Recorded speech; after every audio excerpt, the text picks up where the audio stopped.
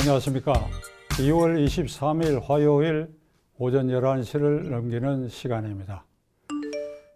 설 연휴 직전에서부터 오늘 아침까지 언론의 이슈로 달구어진 사건은 이른바 신현수 민정수석비서관이 결국 사임하고 마느냐 아니면 복귀하느냐 하는 문제였는데 4일간의 장고를 끝내고 어제 청와대에 출근해서 수석보좌관 회의에서도 참석은 했지만은 여전히 그 앙금은 남아있고 그가 계속해서 그 일을 볼 수 있게 될는지는 미지수에 속하는 일이 되고 말았습니다.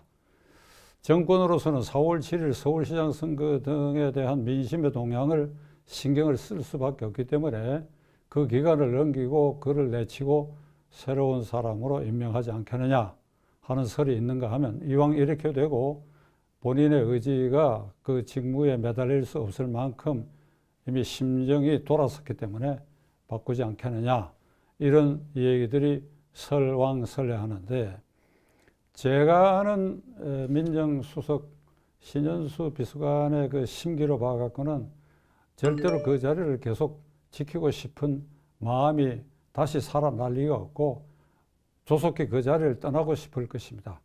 그렇다면 앞으로 이것이 어떻게 전개될는지 관찰해 봐야 되겠는데 문제는 이 과정에서 오늘 아침 11시 현재까지 문재인 대통령이 이게 일종의 사태로 발전하는데 침묵을 지키고 있다는 일입니다.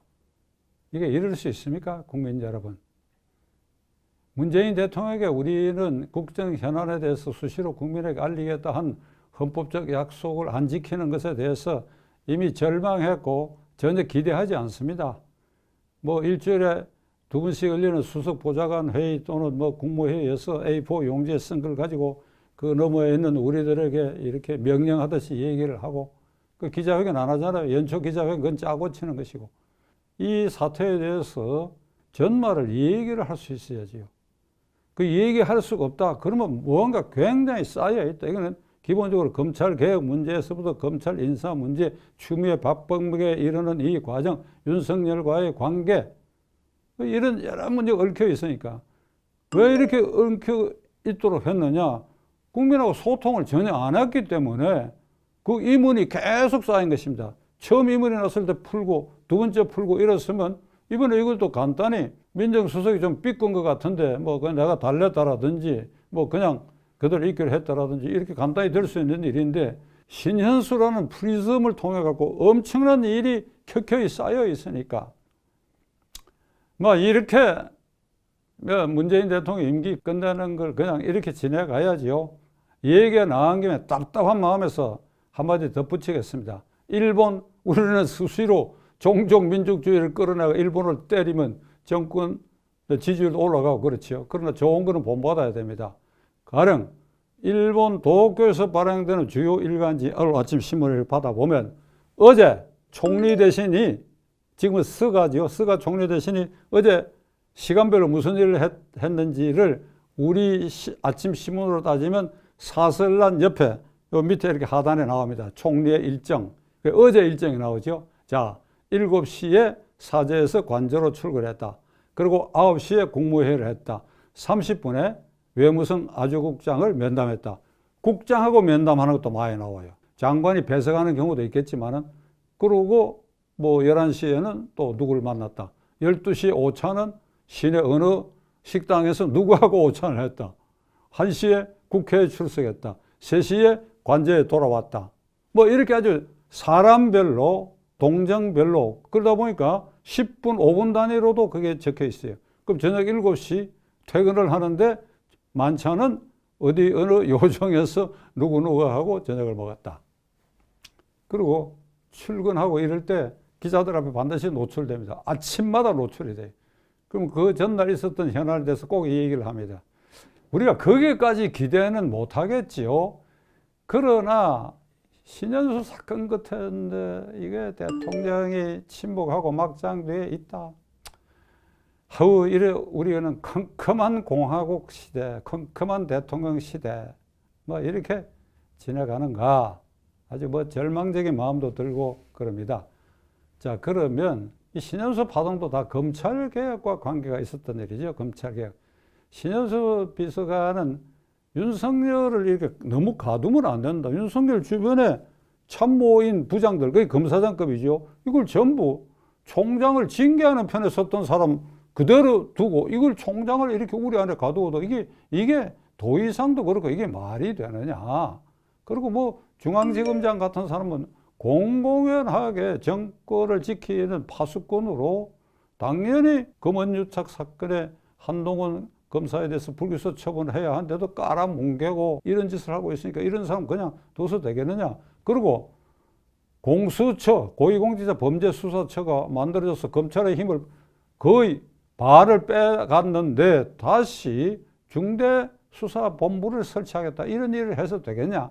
그러니까 이런 생각을 가지고 아마 대통령한테 이견도 제시하고 이런 과정에서 그건 필연적으로 박범계 법무장관이 추미애 시즌 2니까 충돌할 수밖에 없지요. 집으로 갈 수밖에 없지요. 어떻게 합니까? 이게. 그러니까 신현수 파동에서 제시된 것은 검찰의 제도, 검찰의 인사와 관련돼서 검찰 개혁 문제가 그 화두의 중심이 있습니다. 검찰 개혁이라는 게 뭐냐?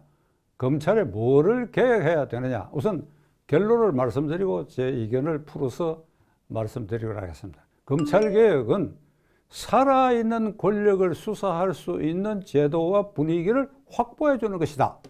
그렇죠? 살아있는 권력. 그러니까 죽은 권력은 그 검찰이 언제든지 쉽게 칼날을 빼들 수 있지요. 가령 문재인 정권 들어서고 그 앞에 정권 또는 그 앞 정권 박근혜 이명박 정권 때 적폐수사라는 이름으로 중앙지검장 윤석열을 앉혀놓고 마음대로 칼자를 휘둘렀지요. 마음대로. 그리고 그때는 정권 초기니까 이 정권을 향한 수사는 뭐 별로 나타난 게 없고 한 그런 시간적인 상황도 있었지만 좌우간 2년 동안에 100여 명이 넘는 전직 대통령 둘, 국정원장 셋, 대법원장까지 이렇게 사법처리재단에 올려가지고 구속했습니다. 그 과정에서 제가 법조인의 한 사람으로 무리한 일이 많았죠. 그러나 제가 그 얘기를 삼간 것은 윤석열 중앙지검장이 총장이 돼갖고 이 정권에 몰리는 상황이기 때문에 삼갔는데 이 얘기가 나온 김에 그 무리한 수사 많았지요. 예를 들면 대통령이 두 눈을 부릅뜨고 국군 기무사의 세월호 유족 사찰에 대해서 엄정 수사라. 그럼 몇 가지가 있었는데 그게 무혐의인데 결국 그 수사 과정에서 모욕을 이기지 못한 이재수 장군이 스스로 목숨을 끊는 이거 검찰 수사가 대통령에게 각하 이거는 이런 정도에서 끝내야 합니다 하는 소리를 못 지른 거 아닙니까? 무리한 수사를 했고 그 다음에 대법원장을 사법농단으로 구속하고 지금은 시청자 여러분 한번 생각해 보십시오. 양승태가 무슨 잘못을 했습니까? 저는 법조인이니까 관심이 있어서 알지요. 그 사법농단이라는 건 아무것도 아닙니다. 김명수의 지금 사법농단은 이게 100이면 양승태는 10도 되지 않아요. 그런데 이 100의 사법농단을 저지른 자가 지금 지키고 앉아 있지 않습니까? 이 정권 아래서. 그러면 도대체 검찰 개혁이라는 게 살아있는 권력에 대한 수사의 제도화와 분위기를 확보해 준다. 이런 점에 비춰봤을 때 이 정권은 초기 2년 동안은 과거 정권 수사에 박수를 보냈다가 검찰 개혁이란 말 한마디도 나오지 않았어요. 그런데 윤석열 총장이 아주 잘했다. 어깨를 툭툭 던지면서 검찰총장이 이 경우는 육군으로 치면 별 둘 중앙지검장이 셋을 달고 넷, 두 단계를 승진해서 참모총장이 되는 경우 검찰총장이 이렇게 수직으로 검찰총장이 됐어. 임명장 줄 때 이제 살아있는 권력에 대해서도 나와 내 가족 고위 공직자에 대해서 수사를 하라. 어깨를 두드리고 우리 총장. 그런데 대통령의 그 말을 듣고 윤석열 검찰이 움직인 게 아니라고 저는 생각합니다. 자, 당장에 울산시장 부정선거 사건은 그리고 조국 게이트, 신라젠, 옵티머스, 라임 사건 등은 골마 터진 겁니다. 종기가 나서 병원에 안 가고 며칠 지나는 사이에 완전히 환홍을 하면 손톱으로 살짝 대도 고름이 싹 빠져요. 그리고 그냥 아물 수도 있습니다. 골마 터진 겁니다. 예를 들면 울산시장 부정선거 사건은 민망한 얘기지만 청와대 비서실이 총동원됐다. 수십 명의 관련이. 그러니 소문이 안 날 리가 없고 구체적 피해자 김기현이라는 사람, 직 국회의원 돼 있죠.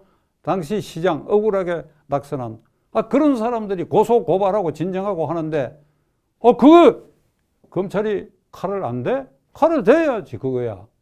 그 다음에 조국 사건도 마찬가지고 옵티머스 라임 신라젠 사건도 그게 널려있고 정보가 쏟아지고 그러니까 헌법과 형사소송법에 검사는 범죄의 혐의가 있는 것은 수사하라. 반드시 수사하라. 이렇게 되어 있어요. 범죄의 혐의가 있다고 인정되는 것은 진정, 고소, 고발, 정보에 의해서 파악된 혐의 사실, 풍문도 이거 언론에서 보도되고 있는 이런 압도적인 풍문도 그 의심이 간다 싶은 거 수사를 착수하는데 수사 착수해서 당장 구속영장 청구하는 건 아니지요. 내사를 하고 증거를 쓸 수, 이건 확실히 문제가 된다 싶으면 이제 관련자들을 비로소 사건 번호를 넣어가지고 부르고 참고인도 부르고 그리고 구속해야 되겠다 싶으면 영장 청구하고. 그러니까 윤석열 총장이 한 일은 골마 터진 거예요. 이 정권 지나고 2년이 넘어가고 3년차 접어들면서 골마 터진 것들을 그냥 수사 안 할 수 없죠. 안 하면 이거 직무유기죠. 직무유기. 그러니까 이제 검찰개혁이라는 이제 나팔을 불기 시작했어요. 그러니까 검찰개혁의 핵심이 뭐냐? 검찰의 힘을 빼는 것이 검찰개혁이다. 문재인 정권의 검찰개혁의 핵심은 검찰의 힘을 빼는 것이다. 달리 말하면 검찰을 죽이는 것이다. 검찰의 수사권을 약화시켜서 그러기 위해서 헌법의 위헌인 공수처법을 만들어가지고 유령기관인 공수처를 지금 발족해가 곧 일을 시작한다고 그러죠. 그렇게 3급 이상 고위공직자 이런 그렇게 떼주고 검찰이 수사하고 있는 것도 공수처가 언제든지 이송명령을 내리도록 이렇게 만들어서 조금 안심하는가 했더니 그래도 이 검찰이 계속해서 이 정권을 향한 수사를 계속한다.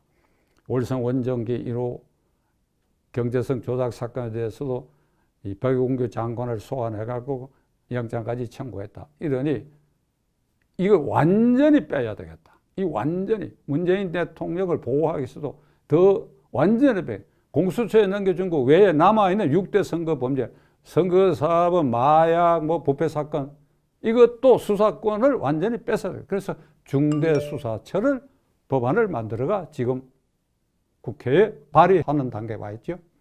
그러면 검찰이 어떻게 되냐? 수사권이 완전히 없어집니다. 수사권이 완전히 없어지니까 남은 임기 검찰이 정권을 향한 수사는 더 이상 못하지요. 하고 있는 것도 이제 공수처가 다 2,000명에서 다 갖고 가버리면 그만입니다.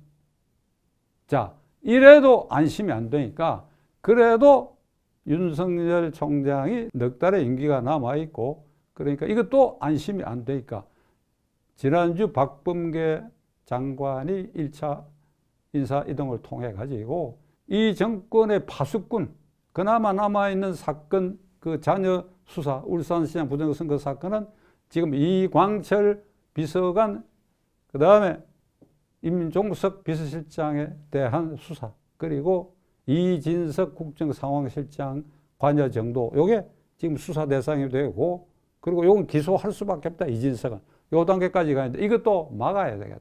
이게 허용하면 칼날이 바로 대통령한테 막기 위해서 중앙지검장 이성윤을 그대로 그 자리에 앉혔다. 그 이성윤이라는 사람은 1년 전에 울산시장 부정선거 사건에 13명 기소할 때 죽어라고 기소하면 안 된다고 한 사람이고 그 다음에 채널A 이동재 기자와 한동훈 검사가 작당해가지고 신라젠 사건 배후에 유시민이가 있다 하는 걸 토해내게 하려고 하는 이른바 검언유착 사건에 이걸 중앙지검이 맡았는데 담당 부에서 혐의가 없습니다. 한동훈 검사는 혐의가 없습니다. 100쪽짜리 보고서를 올려가 불기소 처분을 이겨내 지금 반년째 이걸 깔아뭉개고 있다. 이런 사람. 지난번에 윤석열 총장을 징계 회부하는 일로 파동이 일어났을 때 이성윤 회의 차장검사 한 사람은 사표를 냈다. 더럽다. 사표를 냈다. 그 다음에 전 부장과 부부장이 연명으로 검사장님 물러나라고. 그러니까 하루 연가를 내고 집에 틀어박혔다가 다시 돌아왔어. 청와대 밀지를 받았는지 다시 돌아왔어. 그러니까 이번 인사에도 이런 사람은 그대로 남긴다.